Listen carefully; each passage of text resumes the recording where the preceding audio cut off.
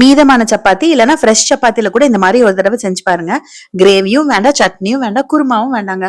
அவ்வளவு சுவையா இருக்கும். ரொம்ப ரொம்ப ஹெல்த்தி கூட. குழந்தைங்களுக்கு ரொம்பவே பிடிக்கும். ஒரு சாப்பர்ல இல்லைன்னா மிக்ஸி ஜார்ல கொஞ்சம் பாதாம், கொஞ்சமா வேர்க்கடலை, கொஞ்சமா முந்திரி, உங்ககிட்ட வேற எந்த நட்ஸ் இருக்கோ சேர்த்துக்கலாம். இதுல ஸ்பெசிபிக்கா அளவு எதுவும் கிடையாதுங்க. கொஞ்சம் நல்லா நைஸா பொரிச்சு எடுத்துக்கலாம். நீங்க சாப்பர்ல சேர்த்தீங்கன்னா உங்களுக்கு கொஞ்சம் கொரகொரன்னு தான் கிடைக்கும். அதே மிக்சியில சேர்த்து அரைச்சிங்க அப்படின்னா நல்லா நைஸா கிடைக்குங்க. இது கொஞ்சம் நல்லா நைஸா இருந்தாதான் நல்லாவும் இருக்கும். இல்லைன்னா தூவி நீங்க ரோல் பண்ணும்போது உங்களுக்கு நிறைய பீசஸ் வெளியில வரும். இப்ப நார்மலா சப்பாத்தி செய்யற மாதிரி தான் செஞ்சுட்டு சப்பாத்தி வெந்ததுக்கு அப்புறமா அடுப்பை கம்ப்ளீட்டா சிம் பண்ணிட்டு ஒரு சைடு பாத்தீங்கன்னா நல்லா கொஞ்சம் நெய் தடவி விட்டுக்கோங்க. நெய்க்கு பதிலா நீங்க வெண்ணெய் கூட தடவிக்கலாங்க. ஃபுல்லா எல்லா பக்கமும் நல்லா வர மாதிரி தடவிக்கோங்க.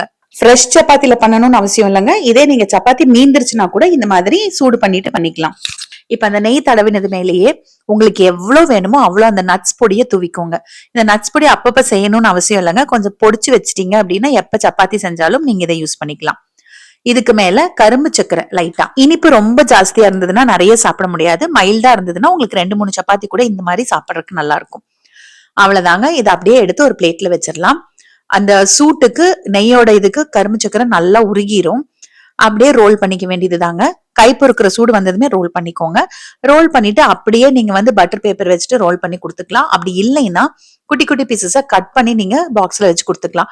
இது சாப்பிடறதுக்கு அவ்வளோ ருசியா இருக்குங்க.